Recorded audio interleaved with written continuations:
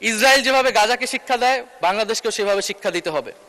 এই সরকার আসার পরে সীমান্তে প্রায় 10 জনের মতো ভারতীয় বাহিনী বিএসএফ দ্বারা হত্যা করা হয়েছে এবং পুশিং করার চেষ্টা করা হচ্ছে অবৈধ বাংলাদেশি বলে।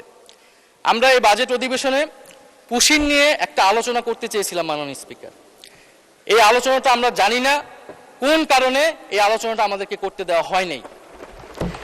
সরকারি দল বিরোধী দল সমালোচনা প্রশংসা এত কথা হলো, আমরা কি 1 ঘন্টা সময় মাননীয় স্পিকার বের করতে পারতাম না পুশিং নিয়ে আলোচনা করার জন্য? আমরা বিএনপির নামের সাথে জাতীয়তাবাদ শব্দটা আছে, আমরা দেখতে চাই তারা কিভাবে সীমান্ত হত্যা বন্ধ করে মাননীয় স্পিকার, এবং সেই বিষয়ে আমরা সর্বাত্মকভাবে সহযোগিতা করব।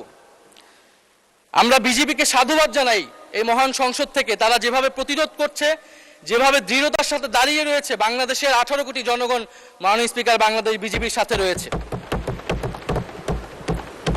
মাননীয় স্পিকার, পশ্চিমবঙ্গে একটি নির্বাচন হয়েছে এবং শুভেন্দু অধিকারী সেখানকার মুখ্যমন্ত্রী হয়েছে। নির্বাচনের আগে এবং পরে বাংলাদেশকে নিয়ে লাগামহীন বক্তব্য দিয়ে যাচ্ছে মাননীয় স্পিকার। তিনি বলেছেন নির্বাচনী এক জনসভায়, আমাদের জন্যই বাংলাদেশ তৈরি হয়েছে, বড় বড় কথা বলো, অবৈধ সবাইকে পাঠিয়ে দেব। তিনি এর আগে একটি জনসভায় বলেছেন, ইসরায়েল যেভাবে গাজাকে শিক্ষা দেয় বাংলাদেশকেও সেভাবে শিক্ষা দিতে হবে।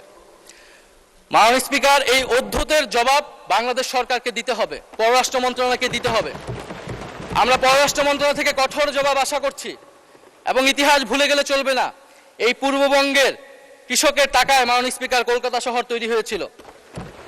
কলকাতা শহর আমরা 1937 সালে বিজয় লাভ করেছিলাম মাননীয় স্পিকার, এবং শ্যামাপ্রসাদ মুখার্জিরা তারা সাম্প্রদায়িক নীতির ভিত্তিতে পশ্চিমবঙ্গ ভাগ করেছিল, যে পশ্চিমবঙ্গ দিবস আজকে নরেন্দ্র মোদী পালন করছে।